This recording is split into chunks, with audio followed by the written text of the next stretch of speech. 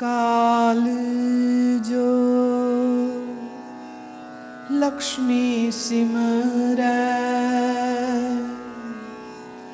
अंत काल जो लक्ष्मी सुमिरै, ऐसी चिंता में जे मरै, सर्प जोन वल वल अवतरै।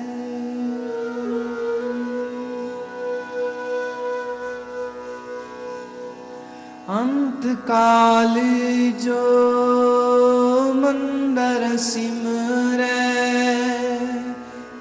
ऐसी चिंता में जे मरै, प्रेत जोन वल वल अवतरै।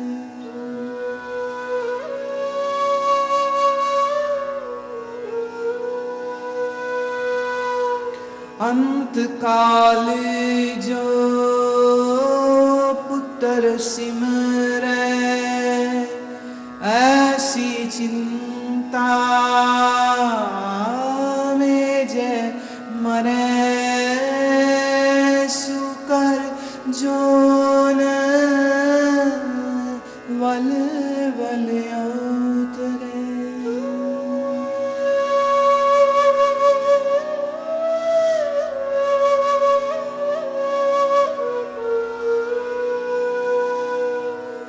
भगत त्रिलोचन ते नर मुक्ता,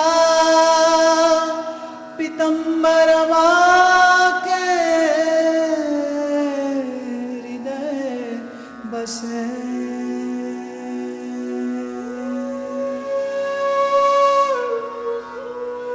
अंत काल जो नारायण सिमरै, अंत काल जो नारायण सिमरै, भगत त्रिलोचन ते नर मुक्ता, पीतंबर के हृदय बसे।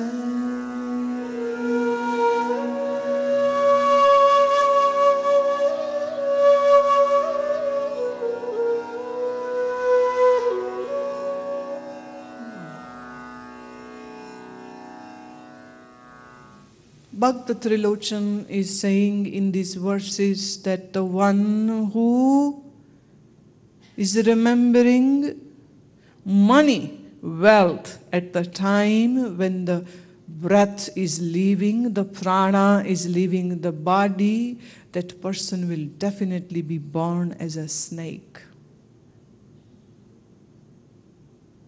A person who is obsessed and attached to his children, and at the time of the death, if that person is remembering his children, would be born as a pig. You know why? At one time, a she-pig gives birth to more than 15, 16 children. You want children? Okay. Have a life in which you will get chances to produce 16 to 20 kids every year. And all these small piglets would be suckling on the mother's breast, and she gets hurt sometime and she kicks them away, and yet those piglets would follow the mothers. And every year, as long as she lives, she'll be giving birth to children and children and children and children. Because whatever you ask, you will be given. That's the whole game plan. Trilochan says the one who remembers mandir. Over here, the mandir doesn't mean the temple. Over here, the mandir means house. See, that was the beauty of that ancient time, everyone would be a meditator, would love God, would wake up early in the morning, would do the chanting, would do the charity, would do the seva, would do the sumiran, irrespective of whosoever you are. Everyone followed this principle. As you are following one principle, make more money and indulge more in the world. Make more money and indulge more in the world. This is the Kali Yuga principle. And at one time, the principle was every person would be doing some kind of japa, some kind of chanting, some kind of dharma would be there in their life. That is why Trilochan is calling the dwelling place, the house of a person, as a mandir. Mandir is pure, right? Sacred. Even if today you go to any temple, any Hindu temple, any Gurudwara, how do you go? You take off your shoes outside, right? If it is a Gurudwara, then you cover your head because that's the tradition to pay respect. Although in South Indian temples, you don't go covering your head because they find it disrespectful. That's a tradition. Every country, every place, every part of country has its own traditions, and we should respect that. But Trilochan is calling the dwelling place of a common man as a mandir. What are the definitions?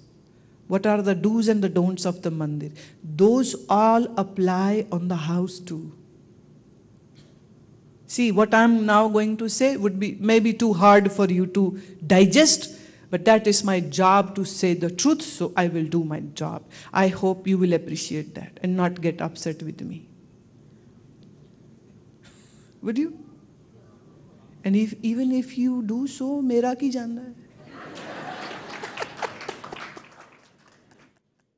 What do I lose? Nothing. मंदिर में हम जूता नहीं, मंदिर में शराब की बोतल, मंदिर में मीट मुर्गा, तो तुम्हारे घर में भी नहीं होना चाहिए. फिर तुम्हारा घर घर नहीं मंदिर. See, even a person who is a hardcore alcoholic would never ever dare to take a scotch bottle in a Gurudwara. Would he? No. Would he take that to Radha Krishna Mandir? No. Even if that person drinks every day, but still when it comes to going to the temple, would make sure that nothing stuff like this is with him, right? This means you just see your God living in that place, and outside the mandir's boundary, God isn't existing? Is it so? That's what you say? That's what you think? If you respect your scripture, then you have to listen to what scripture is saying. The scripture is saying that Paramatma dwells everywhere, even in your house, and specifically in you. You are living gods sitting in front of me, and I'm so lucky to have darshan of so many gods. So many ships and farms of my Lord are there in front of me. I'm the luckiest person in giving me these beautiful smiles.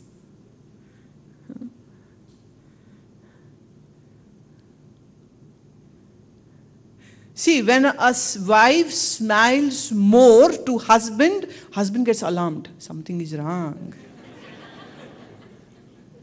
She needs something from me.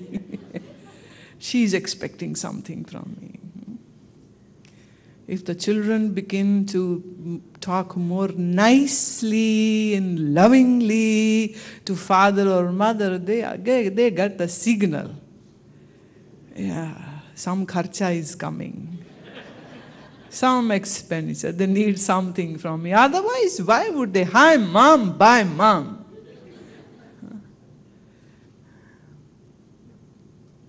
But isn't it fantastic?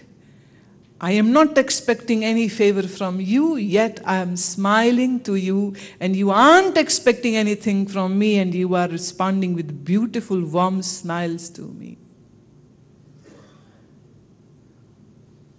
I was in Houston just a few days ago.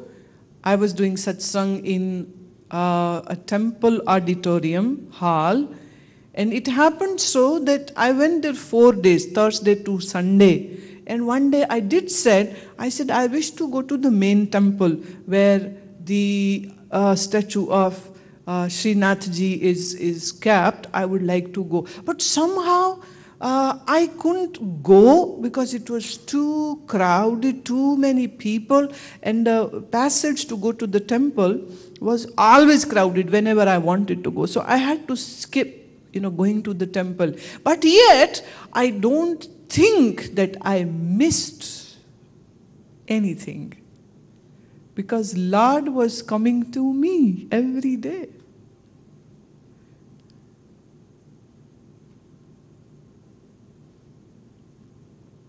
So, if Paramatma lives in you, if Paramatma is present everywhere, as the Upanishad says, as Guru Bani says, as Bhagavad Gita says, as Ramayana says, then we have to be respectful, and we have to keep our houses as pure, as sacred as we keep our temples.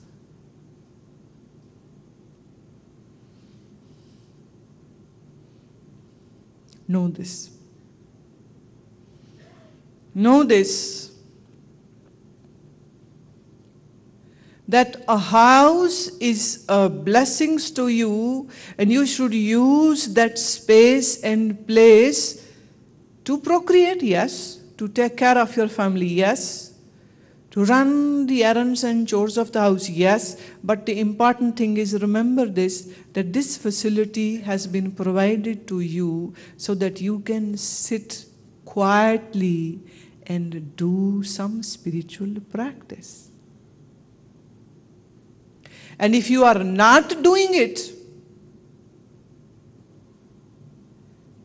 then there is a verse in Guru Granth Sahib which says, where your name is not taken, that place is not fit to be called a house. That place is dwelling place of ghost and evil spirit.